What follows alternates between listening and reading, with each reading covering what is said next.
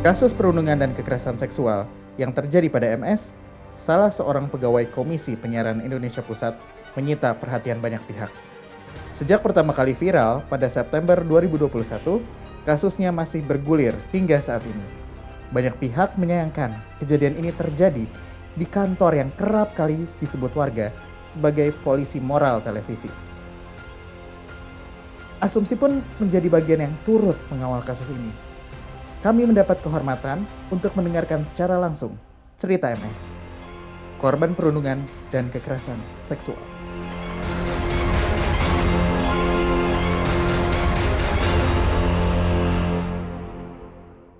Halo Mas MS, terima kasih sudah mampir bersama Asumsi dan ngobrol-ngobrol bareng sama Asumsi.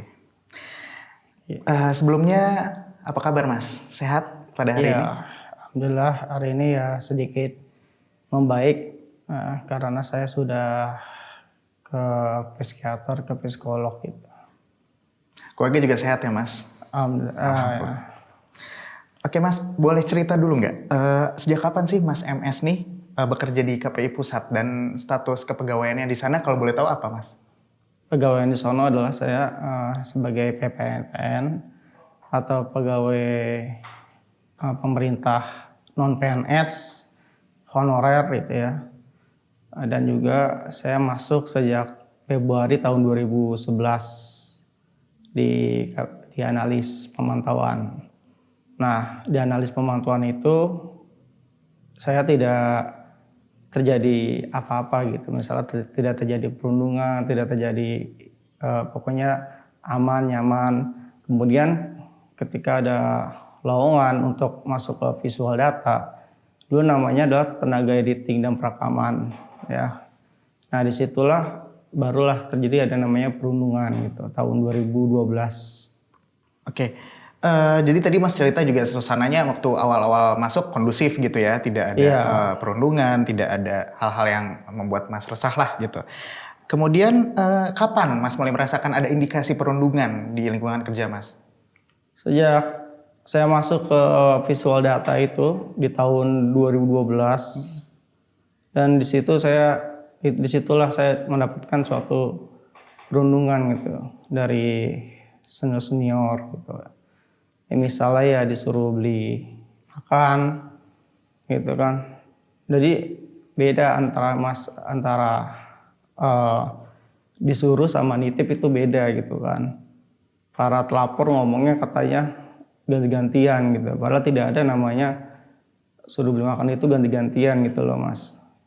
Jadi kalau misalnya nitip sama nyuruh kan beda banget. Seperti kalau nyuruh kan, kalau nitip kan izin MS, apakah lagi sibuk atau enggak gitu kan.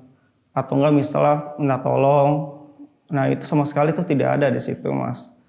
Jadi tiba-tiba langsung aja bilang, MS beli makanan gitu-gitu mulu gitu loh. Itu selama 2 tahun dari tahun 2012 sampai 2014.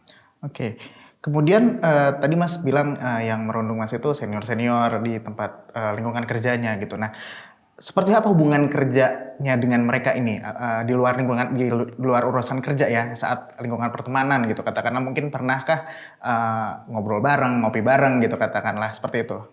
Iya, memang pernah ya kan ngopi bareng misalnya makan bareng, tapi masalahnya kan hal itu kan cuma hanya sebentar doang gitu loh.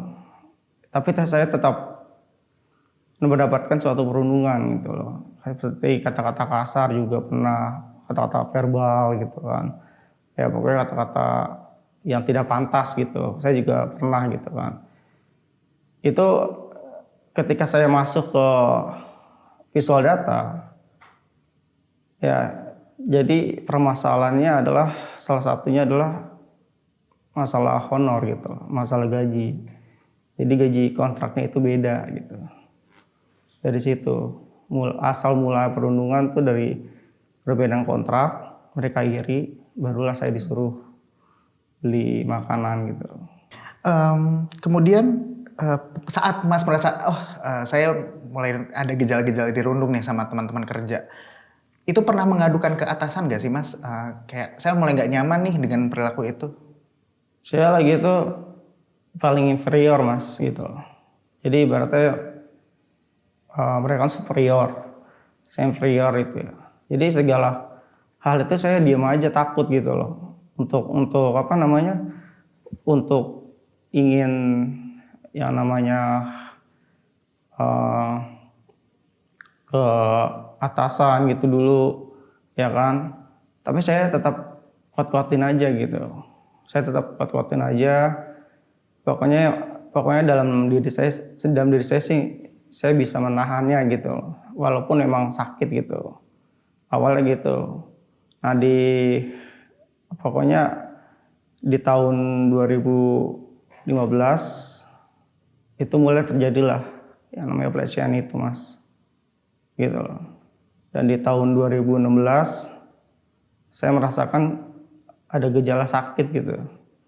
Jadi saya suka pagi-pagi mual-mual gitu kan. Kemudian lambung saya sakit. Nah, jadi di tahun 2017 ya. Jadi saya di endoskopi.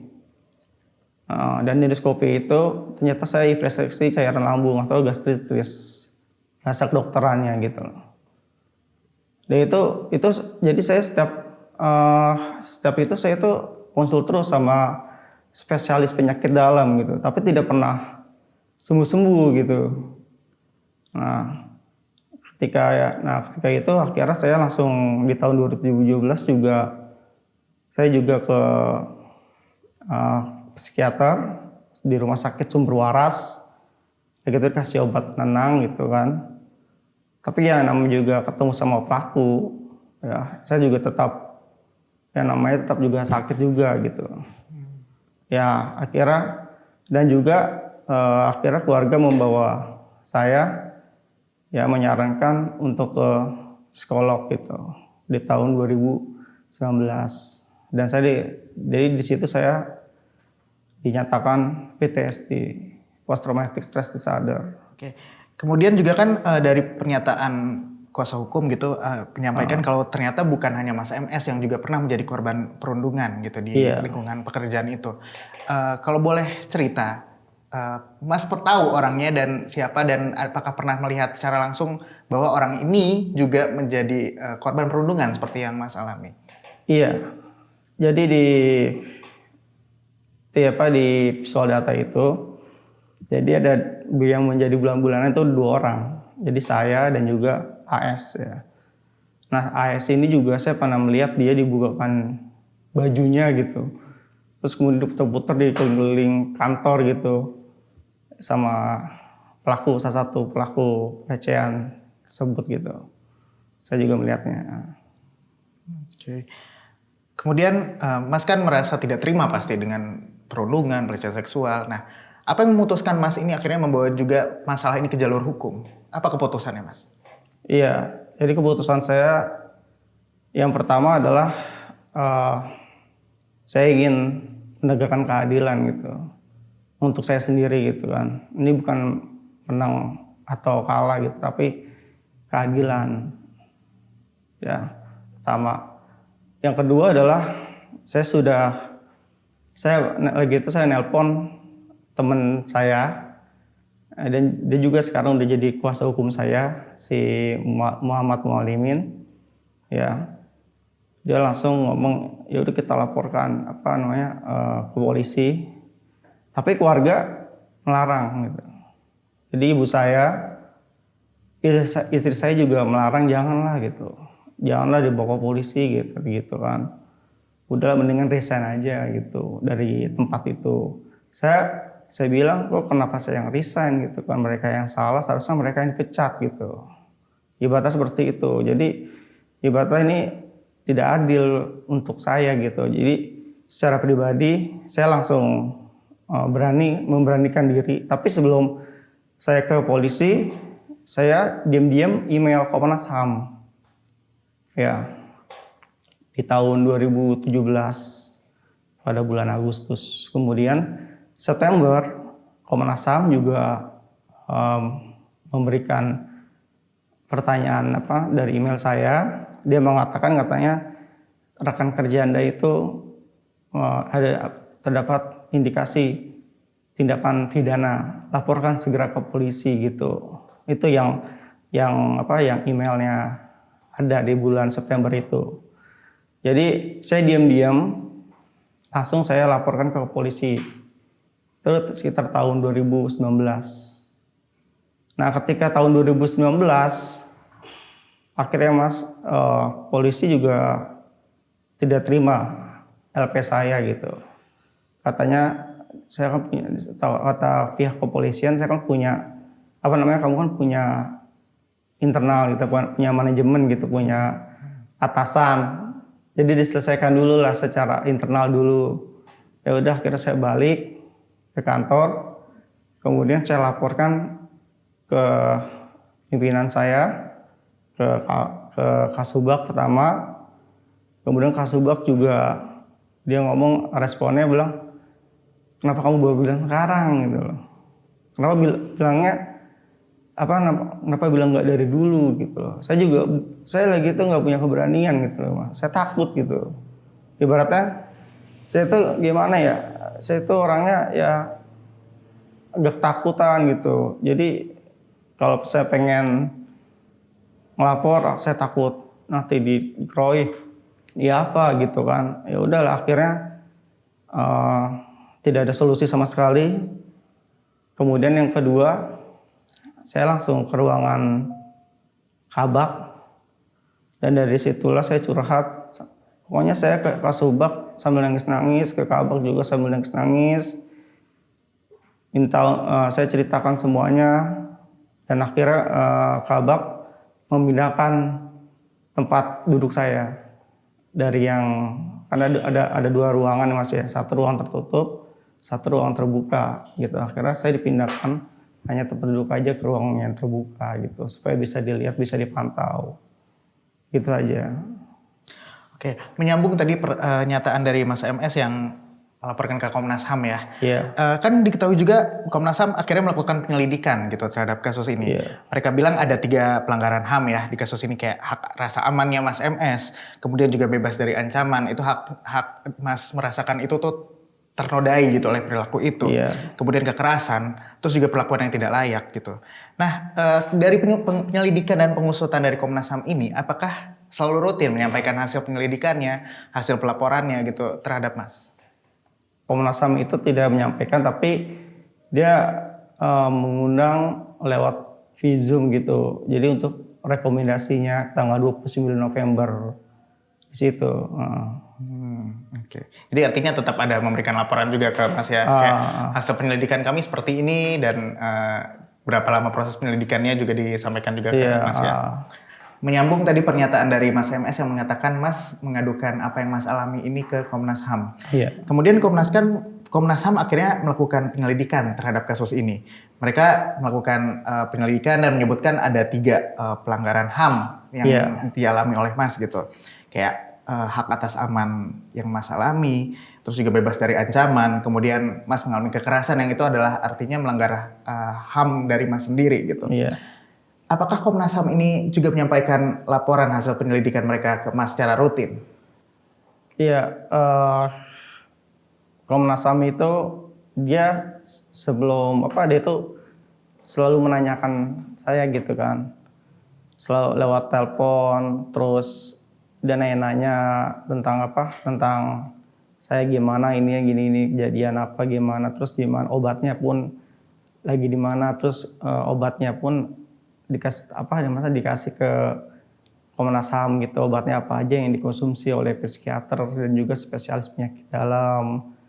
Nah, terus yang kedua juga mereka juga mengundang lewat Vizum gitu.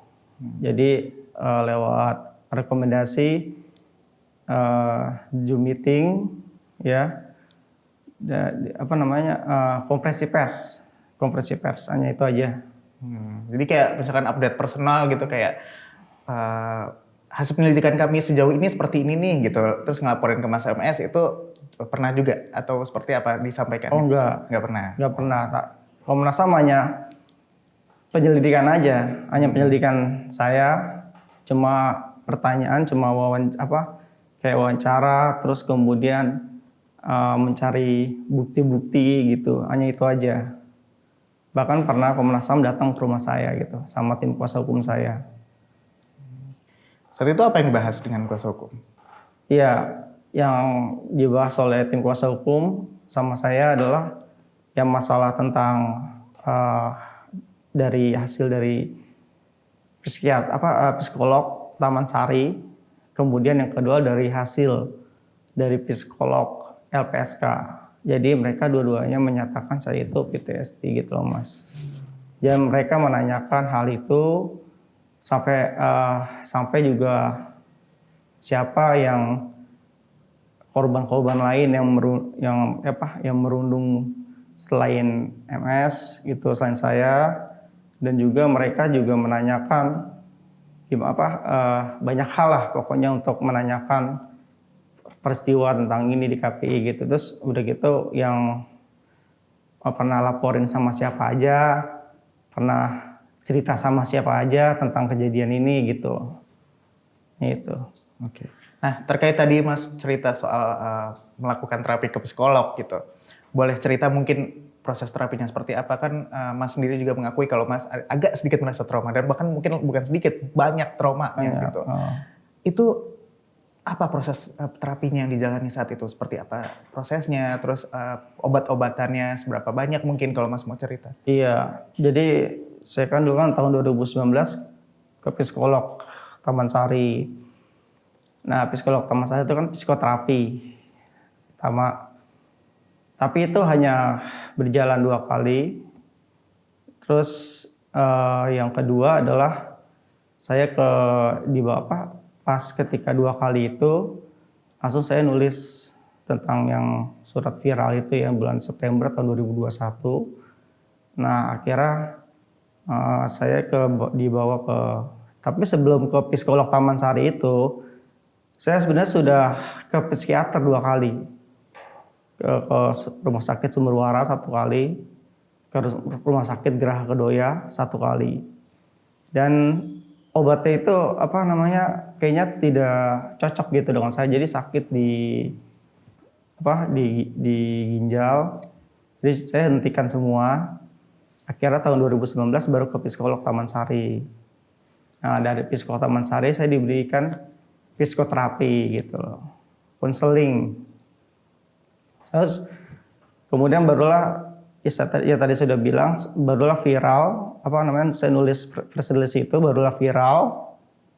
Habis viral itu kemudian saya saya langsung untuk mengadakan visum et repertum gitu ya, di Rumah Sakit Polri, tapi saya juga melakukan penyembuhan untuk diri saya sendiri di Rumah Sakit Polri gitu. Lagi itu Rumah Sakit Polri Kramat Jati ya memberikan saya dulu 3 obat gitu, 3 obat dari psikiater tersebut.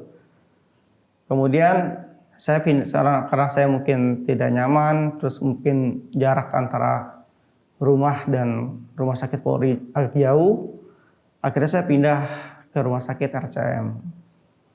Dan di Rumah Sakit RCM itu saya dikasih 3 obat lagi. Kemudian dari spesialis penyakit dalam Rumah Sakit Pelni lagi itu saya pernah gangguan juga lambung. Jadi saya sehari bisa minum 6 obat gitu. Jadi dari 3 psikiater, dari 3 spesialis penyakit dalam, jadi 6. Kemudian alhamdulillah gangguan lambung udah agak mendingan. Akhirnya sekarang saya mengkonsumsi 4 pil dalam sehari ini.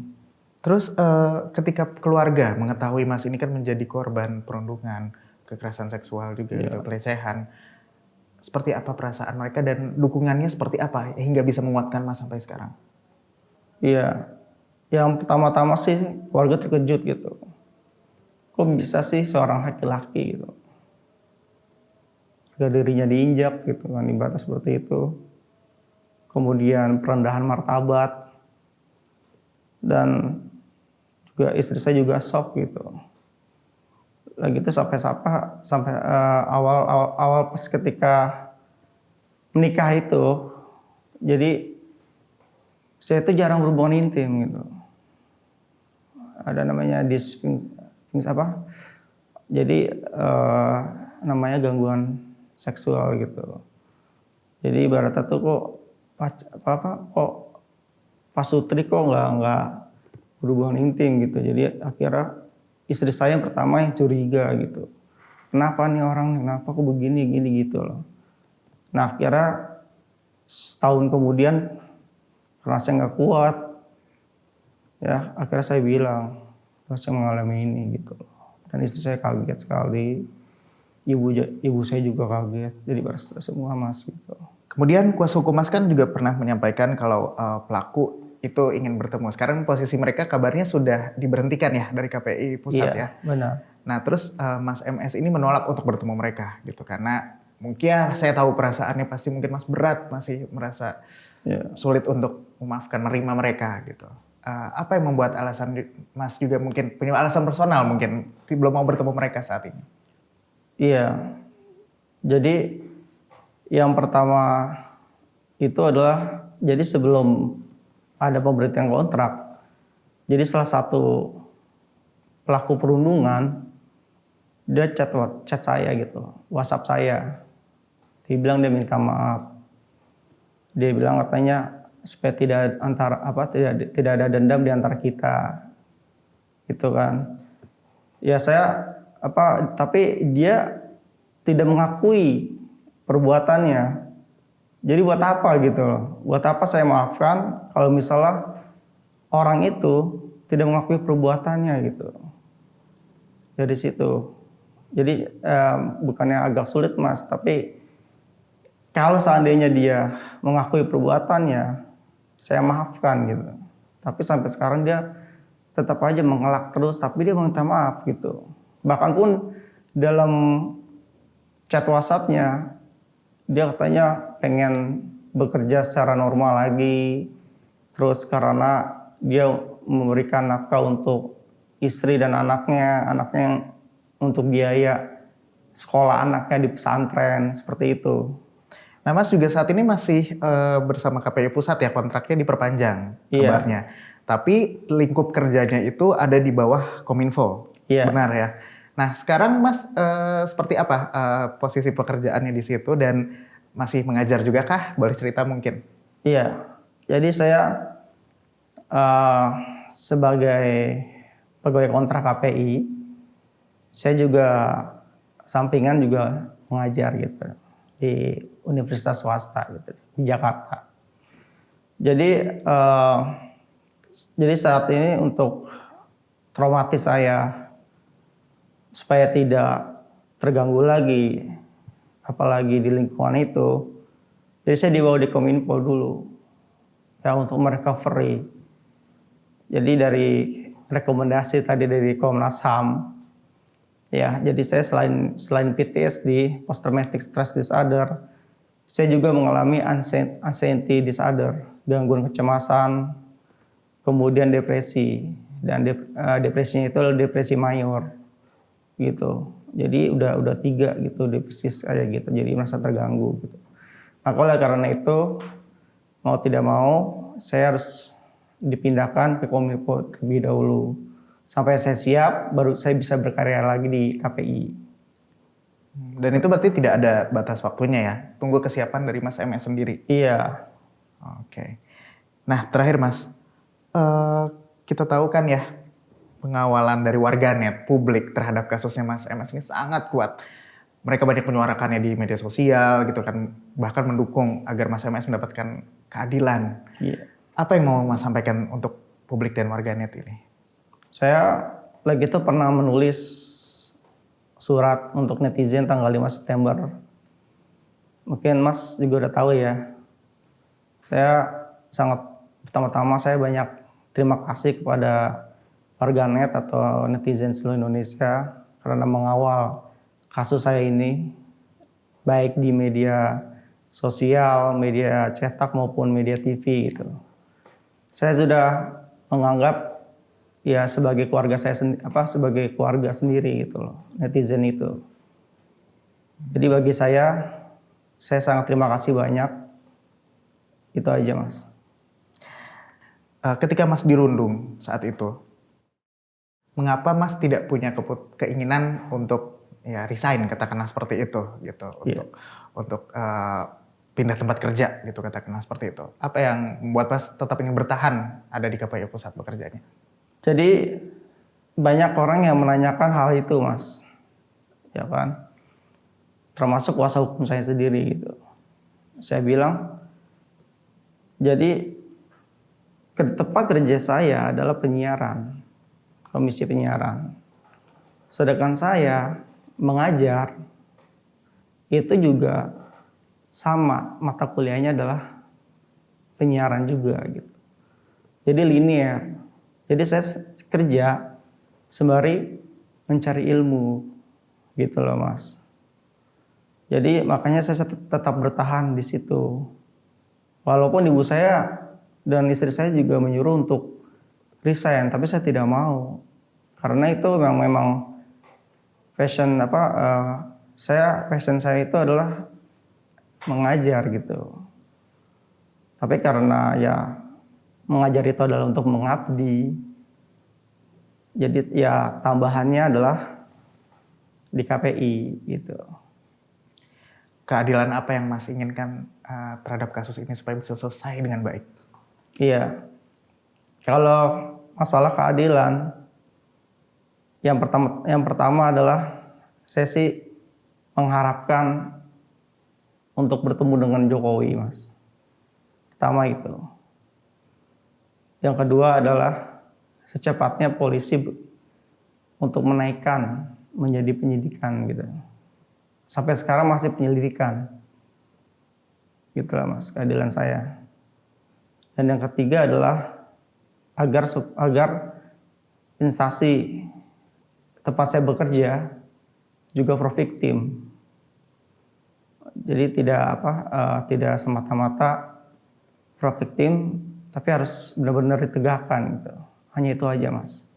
Terakhir Mas, adakah pesan khusus untuk korban-korban perundungan di luar sana yang mungkin takut atau nggak berani nih untuk mengadukan apa yang mereka rasakan dan mereka alami. Dan Mas ini kan bisa menjadi salah satu contoh yang mudah-mudahan bisa memotivasi mereka untuk berani menyampaikan apa yang mereka rasakan.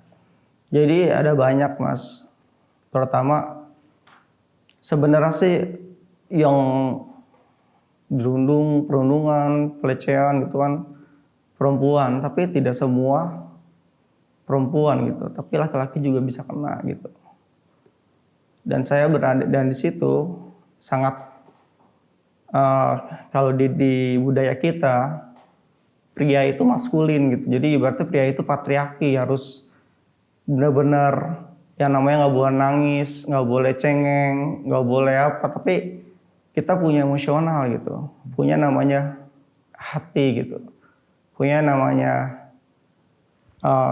berpikir gitu, punya namanya pikiran, hati, emosi.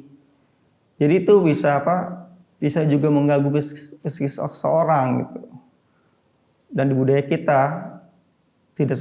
budaya kita menganggapnya ya tadi itu harus laki-laki harus kuat gitu. Nah, jadi saya tegaskan tidak semua seperti itu gitu. Laki-laki bisa juga kena gitu. Jadi saya sampaikan kepada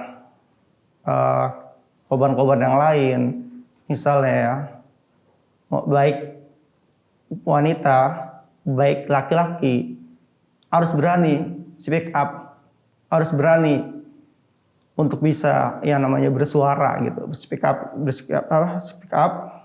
bersuara, kalau perlu laporkan ke pihak berwajib. Itu yang saya sarankan, dan jangan pernah kita mau direndahkan martabat kita. Itu aja Mas. Adakah ajakan atau pesan untuk orang-orang yang suka membuli dan suka merundung orang lain? Ya, kalau untuk orang-orang yang membuli, orang-orang yang merundung, ya sekali lagi saya hanya bisa bilang jangan sampai seperti itu, jangan sampai menyakiti hati orang gitu. Karena kita tidak tahu ya ada suatu hukum karma gitu berlaku gitu. Terima kasih Mas MS sudah berbagi bersama Asumsi. Iya. Sehat-sehat selalu dan semoga kita semua mendoakan yang terbaik untuk Mas MS. Oke, terima kasih Mas. Sama-sama juga.